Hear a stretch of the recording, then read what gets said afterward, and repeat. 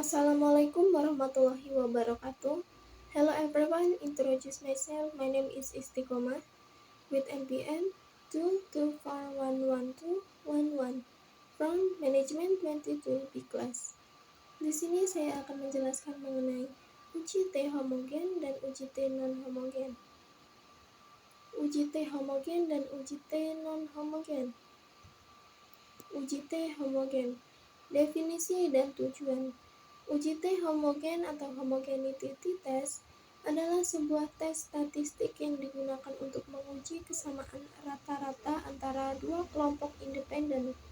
Tujuannya adalah untuk menentukan apakah terdapat perbedaan signifikan antara kelompok-kelompok tersebut dalam hal rata-rata variabel tersebut. Langkah-langkah dalam melakukan uji T non-homogen termasuk menentukan hipotesis, menentukan tingkat signifikansi, mengumpulkan dan mengatur data, menghitung statistik uji, dan menafsirkan hasil. Interpretasi hasil. Jika nilai P lebih dari alfa, artinya varian kelompok-kelompok tersebut dianggap sama. Namun, jika nilai P kurang dari alfa, kita dapat menyimpulkan bahwa kelompok-kelompok tersebut memiliki varian yang berbeda. Contoh penerapan uji T non-homogen dapat dilakukan pada data eksperimen yang melibatkan lebih dari dua kelompok dengan ukuran sampel yang berbeda. Uji T non-homogen. Definisi dan tujuan. Uji T non-homogen digunakan untuk membandingkan varian dua kelompok atau lebih dengan asumsi varian atau standar deviasi tidak sama. Langkah-langkah dalam melakukan uji T non-homogen termasuk menentukan hipotesis, menentukan tingkat signifikansi, mengumpulkan dan mengatur data, menghitung statistik uji, dan menafsirkan hasil. Interpretasi hasil. Jika nilai P lebih besar dari alfa, artinya varian kelompok-kelompok tersebut dianggap sama. Namun, jika nilai P kurang dari alfa, kita dapat menyimpulkan bahwa kelompok-kelompok tersebut memiliki varian yang berbeda.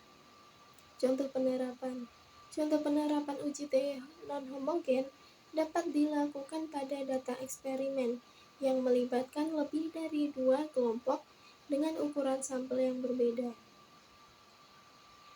Perbedaan antara uji T homogen dan uji T non-homogen. Yang pertama, yaitu uji T homogen, menggunakan asumsi varian atau standar deviasi sama. Yang kedua, uji T non-homogen. Uji T non-homogen menggunakan asumsi varian atau standar deviasi tidak sama.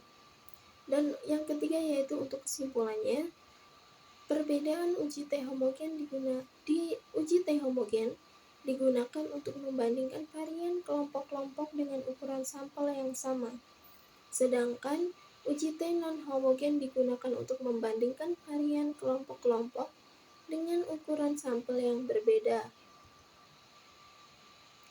Yang terakhir yaitu kesimpulan.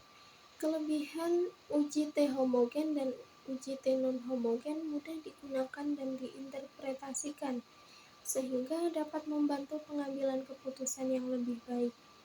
Untuk kekurangannya, uji T homogen dan uji T non-homogen yaitu ketergantungan pada asumsi normalitas dan homogenitas dapat mempengaruhi keakuratan hasil uji.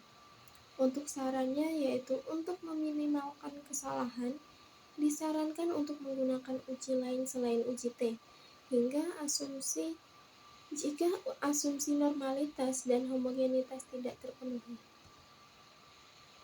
Kapan harus menggunakan uji T homogen dan kapan harus menggunakan uji T non-homogen? Yang pertama, uji T homogen. Uji T homogen sebaiknya digunakan jika diasumsikan bahwa varian dari kelompok-kelompok sama. Ini berarti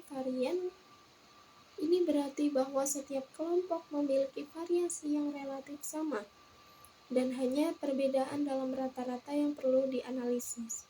2. Uji T non-homogen. Uji T non-homogen sebaiknya digunakan jika diasumsikan bahwa varian dari kelompok-kelompok berbeda, tetapi kelompok-kelompok tersebut memiliki ukuran sampel yang sama atau berbeda.